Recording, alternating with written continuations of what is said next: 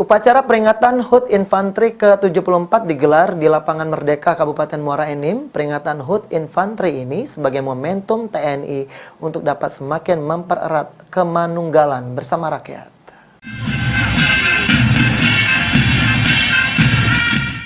Upacara peringatan HUT Infanteri ke-74 tahun 2022 digelar di Lapangan Merdeka Kabupaten Muara Enim yang juga dihadiri Forkopimda dan masyarakat Serasan Sekundang.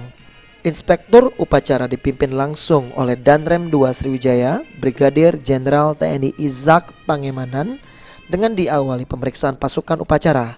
Prosesi upacara berjalan dengan hikmat dan disaksikan oleh seluruh lapisan elemen masyarakat. Usai upacara, atraksi marching band menghibur tamu undangan yang hadir. Selain itu, kendaraan perang dan persenjataan juga dipamerkan agar masyarakat bisa melihat alat dan perangkat perang milik TNI.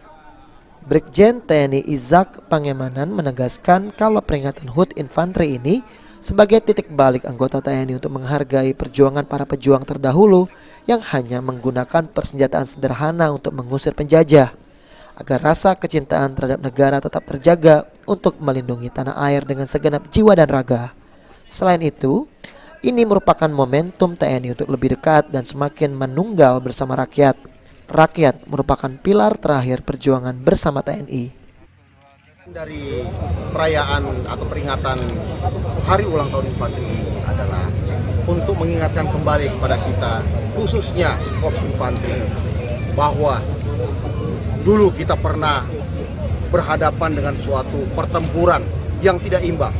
Kita berhadapan dengan musuh yang begitu lengkap dan modern senjataannya, tapi kita mampu. Kita terus menjaga nilai-nilai perjuangan yang sudah kita miliki dulu. Kita yakin penunggalan TNI dan rakyat yang semakin kuat akan menjadi kekuatan utama kita untuk menghadapi setiap ancaman terhadap negara ini. Usai upacara, PJ Bupati Muara Enim Kurniawan dan unsur Forkopimda Muara Enim meninjau dan melihat kekuatan alutsista yang dimiliki TNI khususnya infanteri. Alutsista sengaja dipamerkan untuk masyarakat umum agar masyarakat tahu kegunaan dan perangkat perang TNI untuk melindungi negara Republik Indonesia ini. Mardiansyah, PAL TV.